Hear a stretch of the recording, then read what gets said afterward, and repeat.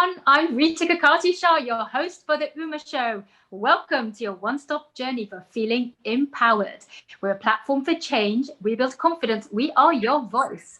We want you to be bold, be you, be Uma. Today, we're exploring movers and shakers in media technology. And I'm so excited to be joined by our goddess of go-getting, Swati Karkun Sen, who is joining us from New York. And she is the VP of Strategic Initiatives at NBC News. Welcome, Swati. Thank you for having me, Rita. Very excited. And also, thanks for inspiring me to put on something other than PJs. So thank you. So tell us about yourself. You were born in New Delhi. Tell us about your upbringing and how you grew up. Sure. So born and raised in Delhi, coming from a typical Bengali family, there was always a lot of focus on education. So my brother and I were always raised to kind of make sure we, in your words, go get it, go get something that appeals to us. So always kind of went to Delhi Public School. I was kind of in a, computer science, department where kind of we prepped for engineering. And so that's what we did. I grew up kind of knowing that I wanted to do computers, I wanted to do engineering, and that's what I kind of went into. And that's amazing that you knew that so early on. I know it's taken a lot of us so much longer to just figure out that. So well done you for doing that. Tell us a bit more about your academic journey and how that led to, I guess, your move, not just from your love of computing, but moving to the US and then your career at GE initially. Yeah, sure. So after I did computers, I kind of, I thought that my real kind of passion was coding. So I joined a company called HCL Technologies as a software developer and coded to my heart's content for a couple of years, after which I started feeling a little bit kind of, I wanted more, because I've always been that person. After a point, I kind of get bored and I want more. So I wanted more. So I went to business school, did an MBA in finance and technology, after which I was hired by GE. And I was hired into a very cool program called Information Management Leadership Program, where you do kind of 6-month stints and you kind of do it in different parts of the world. So I was kind of placed in Singapore and India and Atlanta and in New York. So kind of worked out, I could do different things every time with kind of the core base of management and computers. Nice. And you got to travel in different locations too. Amazing. It was a lot of fun. So then how did you then transition from your days in GE to your transition to NBC News? Because that was around 2007, I believe. And you're still there. So tell us about your different roles and your experiences there. Yeah. So this is the cool thing about the program that I just talked about. They actually let you see what you really enjoy doing. So I kind of was with G Corporate, and then there was G Energy, and then NBC was the brand that I always wanted to work for. Yeah. NBC was still owned by GE at that time. So everybody, all of us wanted to go work for media. It seemed so cool at that time. So initially it was like, oh my gosh, I can go do this at NBC. And then of course, 2007 applied at NBC through this program and then got there. Amazing. And also just during that time, you've been, obviously now you're working from home. We're all working from home right now. And you've actually been involved in initiatives specifically for working at home. Tell us a bit about that. Yeah, so my job, as much as like I'm not a person who particularly enjoys working from home, my job made it super exciting because a person with a job like mine, strategic initiatives, gets so much to do during a time like COVID, where we really reimagine the workplace and reimagine how we work. So I've been involved in initiatives like, a virtual water cooler, the conversation you normally have at work. How do you kind of connect with people socially? Artificial intelligence. I've rolled out AI and machine learning technology across the company. Again, this has been the time for change and innovation. So COVID actually turned out to be a huge opportunity for many of us at work. Yeah, and then this was like a natural transition for you anyway. So great work that you're doing there. So I guess the news, media and technology, the industry is known to be pretty male dominated. How did you find your footing?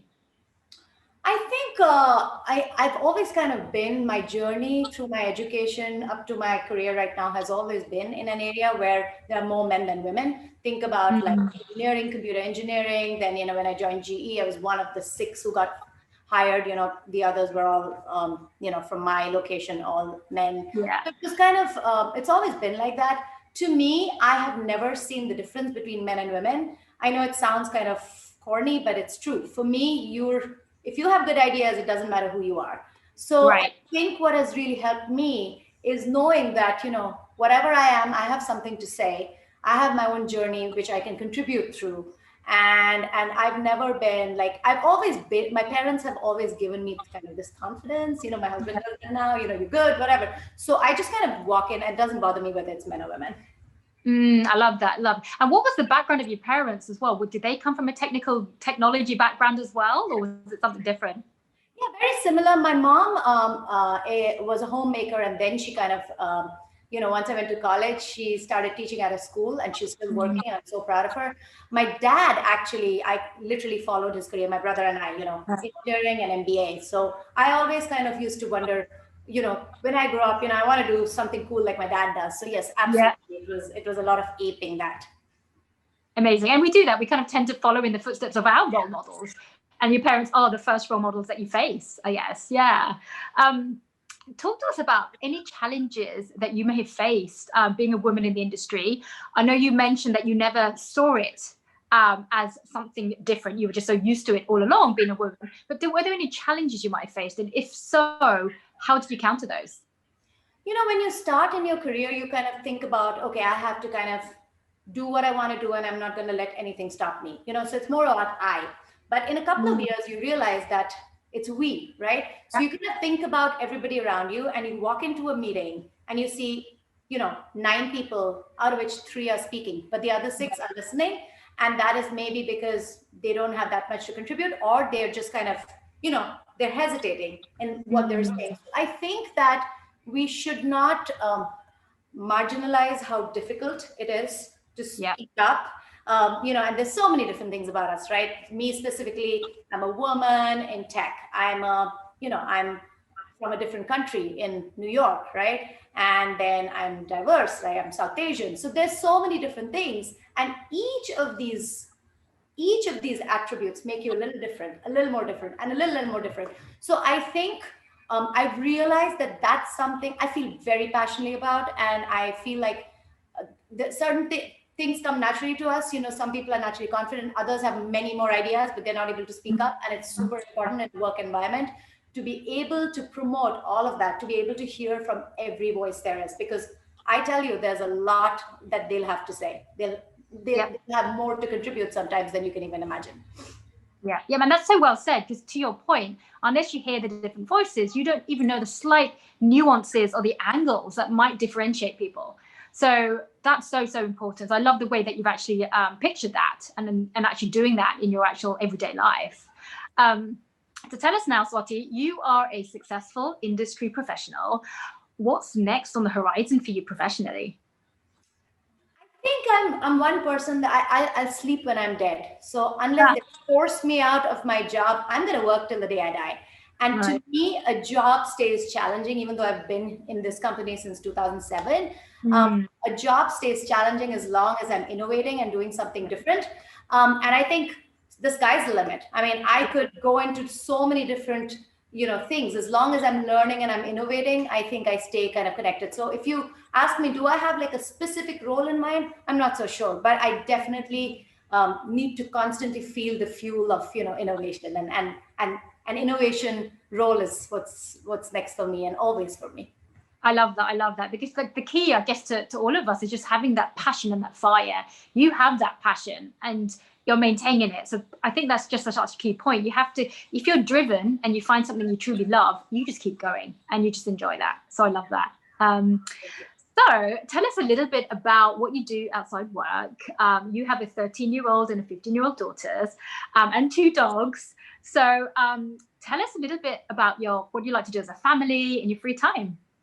Yeah, so we have we have a lot of energy at home. Obviously, I'm very strong, teenage girls, and I'm very proud of them. And my dogs are full of energy. So there's a lot of just without planning, there's always a lot going on, right? There's a lot of, and we're all very kind of in the evening, right after we deliberately set a time when all of us will shut down for like about an hour and do a family workout. So that's what we started during COVID. We'll all kind of work out together. And then there'll also be the time when we kind of exchange kind of, how was your day, even though we were all in different rooms, but we don't really know what's going on during the day. So we'll end up talking about, hey, what happened? And, we'll kind of talk about things and discuss things. So that's something I love doing with the family. The other thing that's relatively new is, silly, but I love watching Gilmore Girls with my daughter. Just a fun thing to do with, kids this age. So yeah, and my husband and I are very, very kind of focused about our kids. But now 4.5 years later, we'll be empty nesters. So thank God I have this job. Thank God. I love that. And I love that unit you've built together. And I agree with you, because even for us as well, during quarantine, there was the homeschooling. My kids were a lot younger, as you know, but also we did exercise together. We used to do PE with Joe Wicks, PE around the world. And it was amazing. It was like YouTube videos, got us all energized. It was at everybody's levels at your own pace. And it was so fun. And we had not known how much fun exercising together could be until we did that. So some of the beauties out of quarantine, I guess. Yeah. So fun. That sounds like absolutely. Yeah. So before we let you go, what advice would you give to any young girls out there who might be watching today about their future careers, or anyone who wants to follow in your footsteps? I think that the biggest advice I will give to anybody is, and to young girls specifically, is believe in yourself. And never think what you have to contribute is unimportant. It's amazing. Sometimes we have the self-doubt and we feel like we can only kind of speak up if we have something really smart to say. Anything that you have to contribute is smart. Anything that you say is going to help. And the other thing that I will really say, which doesn't come very naturally to, I don't want to stereotype here, but women especially, is hustling, right? You have to hustle. You have to hustle. You cannot expect somebody to invite you and say, hey, you know what? Do you want to do this job? No, you have to go for it. And you have to kind of push and really have kind of people know, besides doing a good job, people have to know you exist. So I think like both parts of it are very important. Absolutely. Really, really, really well said. Thank you so much, Swati, for sharing your tremendous words of wisdom with us today. Swati Karkun Sen, VP of Strategic Initiatives at NBC News.